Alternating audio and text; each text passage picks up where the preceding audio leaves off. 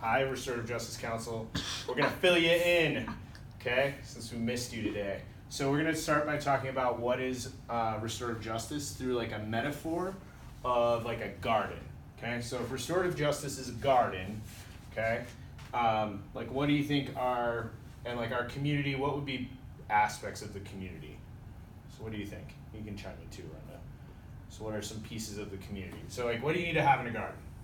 Flowers. Flowers, perfect.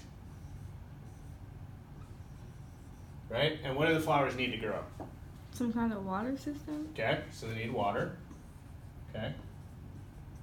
Okay, what else? Sun. Sun, good. Okay. They need fertilizer. Okay, so they need like fertilizer.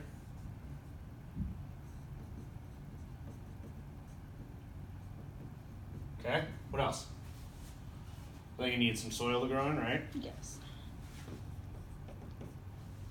Okay. What else? Anything else? You need tools. Okay. So we got some tools. Do a little. What am I trying to draw there? Okay. We'll do a little like rake, a little shovel. Okay. Okay. What are some things that like crop up in the garden if you're not like going through it and making sure that like are you only gonna get flowers? What else are you gonna get? Okay, so we're gonna get some weeds, right? And they start to grow up. Okay. Anything else? You can get like Bugs. yeah. Okay, bugs. Okay. So we got good bugs though, right? So you got some that are like bees. Okay. Or sometimes we have bugs that are problematic, like pests, and they start eating everything. Okay. It was like say it ate a chunk of that leaf. Okay. So if we're to use this as like the restorative justice model, okay, so if this was like our community, so like the garden was our community,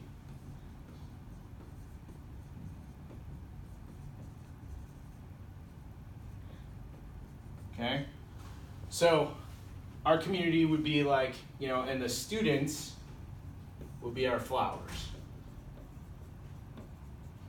And we could say students and staff, just people that are part of our community. You could say parents, okay, all the stakeholders.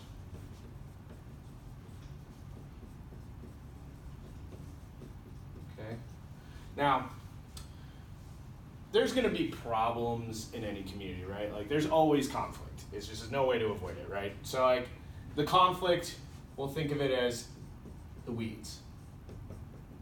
Okay? So to deal with conflict, you kind of got to do something about it, right? So part of what you do is you use some restorative justice tools and you start pulling out the weeds, okay? But you got to have a way to like repair the relationships that have been affected by the conflict, because weeds do affect the flowers, okay? They might crowd them out, they might make it so that they have trouble growing, and that really is, the fertilizer is restorative justice, okay? So that's like building relationships.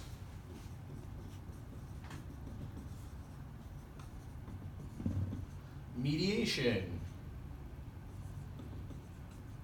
of conflicts. Repairing harm.